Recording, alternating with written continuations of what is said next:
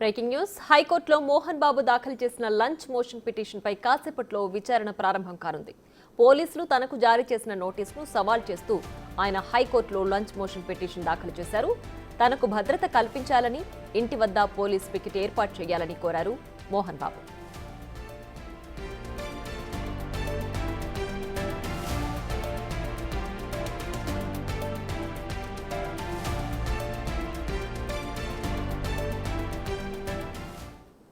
మరింత సమాచారం మా ప్రతినిధి రాణా లైవ్ లో అందిస్తారు. రాణా, చెప్పండి. మోహన్ బాబు తనకు భద్రత కల్పించాలంటూ వేసిన పిటిషన్ పై కాసేపట్లో విచారణ ప్రారంభం కానుంది కదా, ఏంటి డీటెయిల్స్ దీనికి సంబంధించి?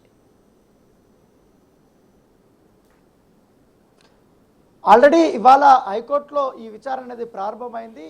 కొద్దిసేపటి క్రితమే దానికి సంబంధించి తీర్పు కూడా వచ్చినటువంటి నేపథ్యం ఏర్పడుతుంది. హైకోర్టులో ఇప్పటి వరకు మంచు మోహన్ బాబుకి ఊరట లభించిందని చెప్పుకోవచ్చు. ఈ నెల 24 వరకు కూడా వ్యక్తిగతంగా హాజరుని మినహాయించింది సిపి వద్ద. ఇవాళ ఆయన మొత్తం హాజరు కావాల్సినటువంటి నేపథ్యంలో కేవలం మంచు మనోజ్ మాత్రమే వెళ్ళాడు. అలాగే విష్ణు కూడా ఇప్పటి వరకు వెళ్ళలేదు.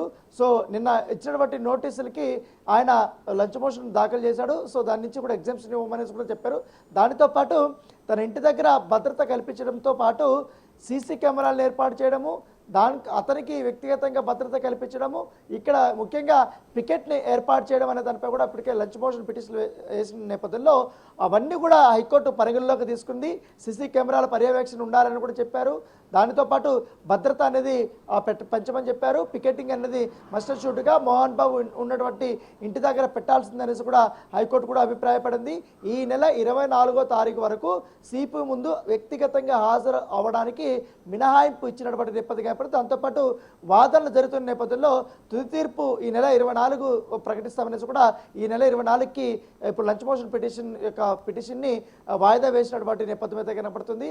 సో అప్పటి వరకు కూడా తన హెల్త్ కండిషన్ ఇవన్నీ కూడా దృష్టిలో పెట్టుకోవాలని కూడా కోర్టును అతను చెప్పడం జరిగింది. దాంతోపాటు ఈ లంచ్ మోషన్ పిటిషన్ సంబంధించినటువంటి వాదనలు జరిగేటప్పుడు కాంటినెంటల్లో తను చికిత్స పొందుతున్నటువంటి ఆ హెల్త్ బులెటిన్, ఆ హెల్త్ కండిషన్స్ కూడా హైకోర్టుకి సబ్మిట్ చేశారు.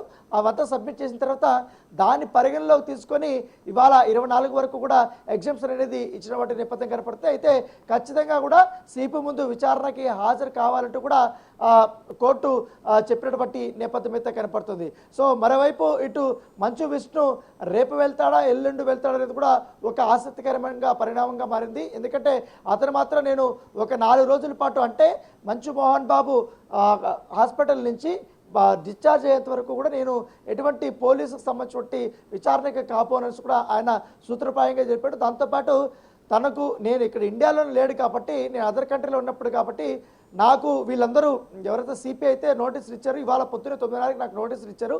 నేను యాజ్ పర్ టెక్నికల్ లీగల్ దీని ప్రకారంగా చూసుకున్నా కూడా నేను హాజరయ్యే అంత అవకాశం ఉండదు. కాకపోతే నేను సిపి చైర్ని రెస్పెక్ట్ చేస్తున్నా కాబట్టి నేను ఖచ్చితంగా విచారణకి నేను హాజరవుతాను, నేను కలుస్తాను, నేను మాట్లాడతాను అనేసి కూడా అతను కూడా చెప్పినటువంటి నేపథ్యం ఏర్పడుతుంది. సో మరి కాసేపట్లో మంచు మనోజ్ కూడా ఈ హౌస్ దగ్గరికి రాబోతున్నాడు.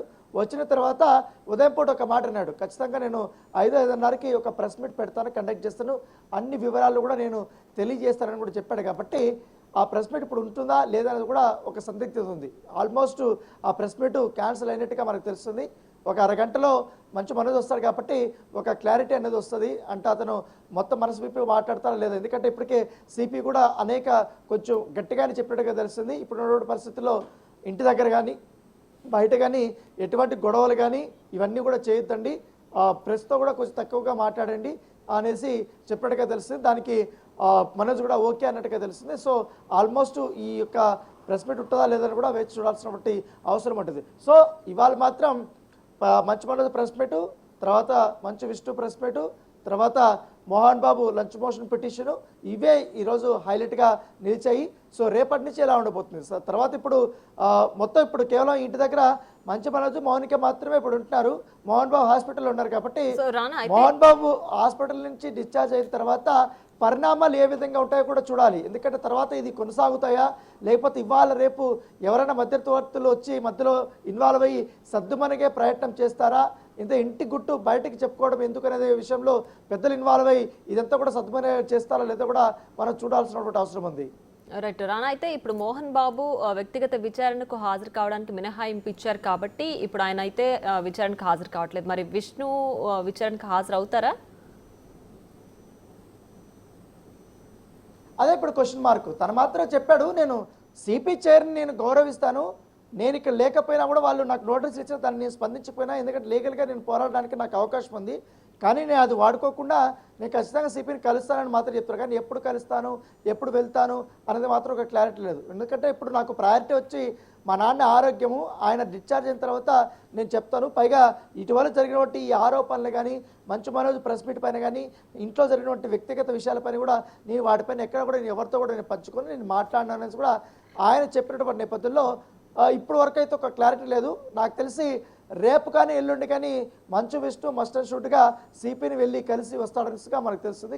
అక్కడ ఏదైతే మంచు మనోజ్కి ఏ రకంగా అయితే చెప్పారో అదే రకంగా కూడా సిపి విష్ణుకి కూడా చెప్పబోతున్నాడు. ఇప్పటికే మంచు మనోజ్కి సిపి ఆఫీస్లో ₹1,00,000 ఏదో పూచీకత్తు బాండ్ కూడా ఇచ్చినటువంటి నేపథ్యం కనపడుతుంది. సో పోలీసులు చెప్పినటువంటి టర్మ్స్ అండ్ కండిషన్స్ కూడా అతను ఒప్పుకొని వచ్చాడు కాబట్టి ఇప్పుడు విష్ణు దాంట్లో ఏ విధంగా రెస్పాండ్ అవుతాడు ఏంటని చూడాలి. ఎందుకంటే నోటీసులనే అతను ఆల్మోస్ట్ నాకు చాలా లేట్గా వచ్చారు, పైగా మా ఇంటి దగ్గర భద్రత కల్పించట్లేదు, మేము అడిగినా కూడా భద్రత కల్పించట్లేదు అనేసి కూడా విష్ణు కూడా పోలీసుల పైన నెపం వేశాడు. కాబట్టి పోలీసుల రియాక్షన్ కూడా ఎలా ఉంటుందో చూడాలి. ఎందుకంటే ఆల్రెడీ మోహన్ బాబు పైన కూడా కేసు నమోదైంది. ఇప్పుడు ఇదే దీంట్లో విష్ణుని కూడా విష్ణు పైన కూడా కేసు నమోదు చేస్తారా లేదా చూడాలి. ఎందుకంటే నిన్న జరిగినటువంటి పరిణామాలు దృష్టిలో పెట్టుకుని చేస్తారా లేదని కూడా వేచి చూడాల్సిన అవసరం ఉంది. Right Rana, thanks for the updates.